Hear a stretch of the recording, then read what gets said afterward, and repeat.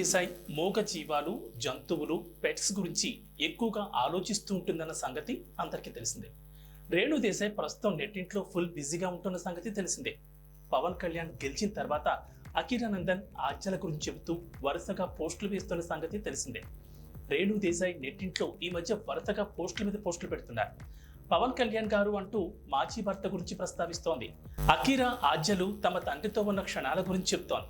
పవన్ కళ్యాణ్ గెలుపు ప్రమాణ స్వీకారం మీద కూడా రేణు దేశాయ్ స్పందించారు. అఖీరా ఆజ్యలు ఎంతో సంతోషంగా ఉన్నారు అనేది చూపిస్తూ ఫోటోలు, వీడియోలను షేర్ చేశారు. ఇక తనకు బీజేపీ పట్ల ఉన్న ప్రేమను, మోడీ మీద ఉన్న గౌరవాన్ని కూడా చాటుకున్నారు. తాజాగా రేణు దేశాయ్ జంతు బలి మీద స్పందించారు. మామూలుగానే రేణు దేశాయ్కి మూగజీవాలంటే చాలా ఇష్టం. పెట్స్, జంతువుల సంరక్షణ కోసం రేణు దేశాయ్ పాటుపడుతుంటారు. పెట్స్ కోసం, వాటి వైద్యం కోసం అప్పుడప్పుడు విరాళాలు కూడా సేకరిస్తూ ఉంటారు. అయితే తాజాగా జంతు బలి మీద స్పందించారు. ఏ మతంలో అయినా సరే జంతు బలిని ఇవ్వడం తప్పు, ఆపండి. ఏ దేవుడైనా సరే ఈ పని పట్ల సంతోషించడు. అలా ఓ ప్రాణిని దయ లేకుండా చంపడం చూసి దేవుడు సంతోషించడం చెప్పుకొచ్చారు. మరి రేణు దేశాయ్ చెప్పినట్లుగా ఈ మేకలు, కోళ్లని బలి ఇవ్వడం వంటివి ఆపేస్తారా అన్నది డౌటే. మాంసం కూడా ముట్టొద్దని చెప్తూ ఉంటారు.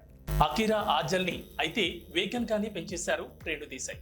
అందరినీ వేగన్ గా మారమని సలహాలు ఇస్తూ ఉంటారు.